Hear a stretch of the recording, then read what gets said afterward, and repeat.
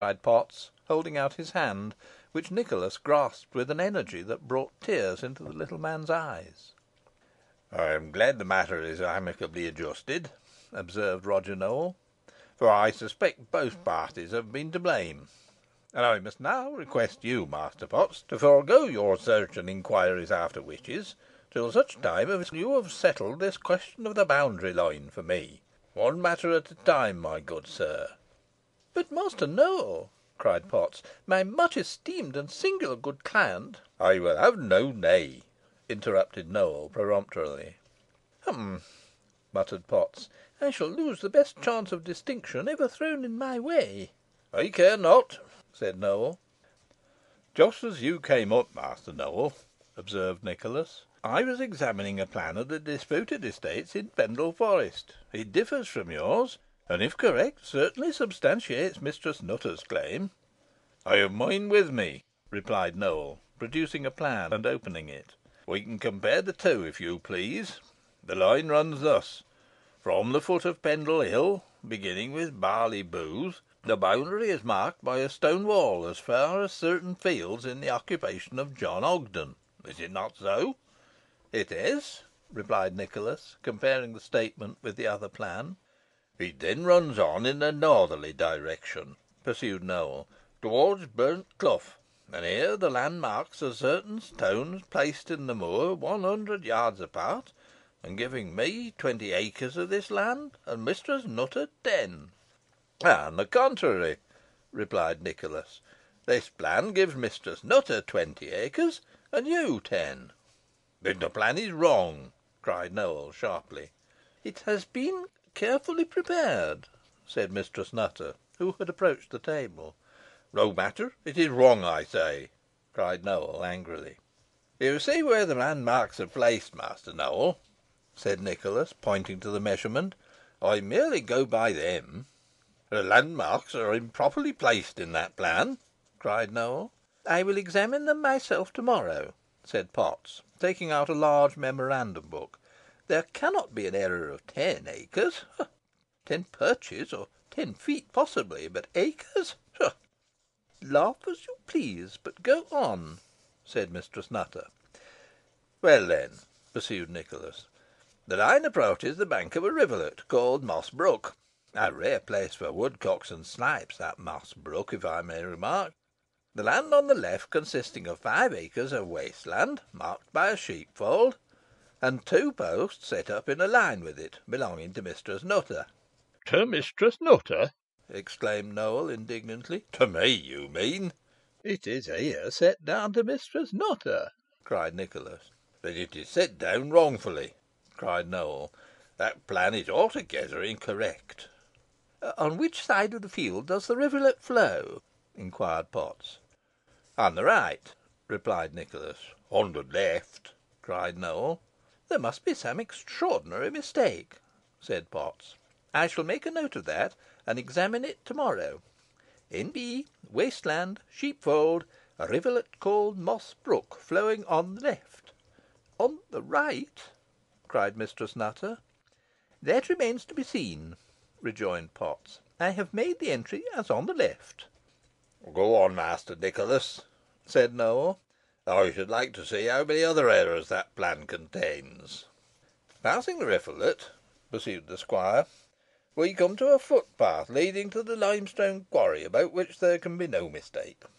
Then by Catgallows Wood and Swallow Hole, and then by another path to Worston Moor, skirting a hut in the occupation of James Device. Ha! Master Jem, are you here? I thought you dwelt with your grandmother at Malkin Tower. Excuse me, Master Nowell, but one must relieve the dulness of this plan by an exclamation or so. And here, being waste land again, the landmarks are certain stones set at intervals towards Hook Cliff, and giving Mistress Nutter 2/3 of the whole moor, and Master Roger Nowell 1/3. "False again!" cried Nowell, furiously. "The 2/3 are mine, and the 1/3 Mistress Nutter's." "Something must be very wrong," cried Nicholas.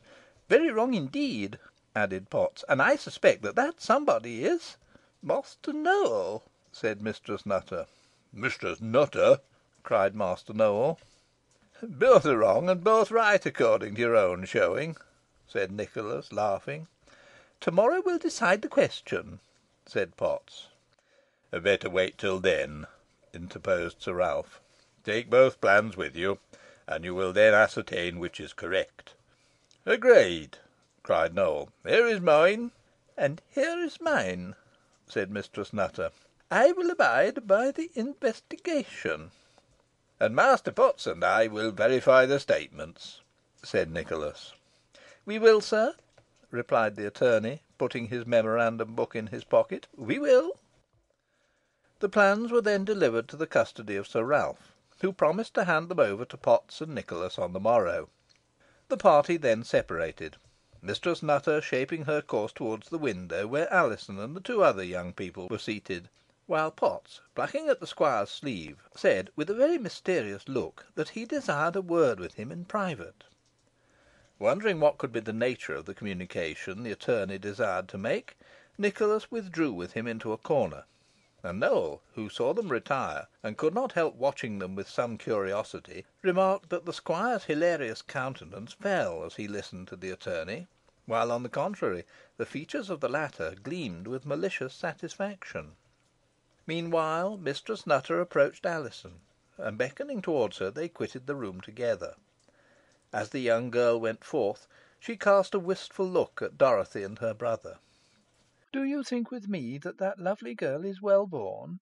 said Dorothy, as Alizon disappeared. "It were heresy to doubt it," answered Richard. "Shall I tell you another secret?" she continued, regarding him fixedly, "if indeed it is a secret, for you must be sadly wanting in discernment if you have not found it out ere this. She loves you." "Dorothy!" exclaimed Richard. "I am sure of it," she rejoined; "but I would not tell you this if I were not equally sure that you love her in return." "On my faith, Dorothy, you give yourself credit for wonderful penetration," cried Richard. "Not a whit more than I am entitled to," she answered. "Nay, it will not do to attempt concealment with me. If I had not been certain of the matter before, your manner now would convince me. I am very glad of it. She will make a charming sister, and I shall be very fond of her." "How you do run on, madcap!" cried her brother, trying to look displeased, but totally failing in assuming the expression. "Stranger things have come to pass," said Dorothy, "and one reads in story books of young nobles marrying village maidens in spite of parental opposition. I dare say you will get nobody's consent to the marriage but mine, Richard." "I dare say not," he replied, rather blankly. "That is, if she should not turn out to be somebody's daughter," pursued Dorothy. "Somebody, I mean, quite as great as the heir of Middleton, which I make no doubt she will." "I hope she may," replied Richard. "Why, you don't mean to say you wouldn't marry her if she didn't?" cried Dorothy. "I am ashamed of you, Richard." "It would remove all opposition, at all events," said her brother. "So it would," said Dorothy. "And now I'll tell you another notion of mine, Richard. Somehow or other it has come into my head that Alizon is the daughter of whom do you think?" "Whom?" he cried. "Guess," she rejoined. "I can't," he exclaimed, impatiently. "Well, then, I'll tell you without more ado," she answered. "Mind, it's only my notion, and I've no precise grounds for it; but, in my opinion, she's the daughter of the lady who has just left the room." "Of Mistress Nutter!" ejaculated Richard, starting. "What makes you think so?" "The extraordinary and otherwise unaccountable interest she takes in her," replied Dorothy; "and if you recollect, Mistress Nutter had an infant daughter who was lost in a strange manner." "I thought the child died," replied Richard; "but it may be as you say. I hope it is so." "Time will show," said Dorothy; "but I have made up my mind about the matter." At this moment Nicholas Assheton came up to them, looking grave and uneasy. "What has happened?" asked Richard, anxiously. "I have just received some very unpleasant intelligence," replied Nicholas.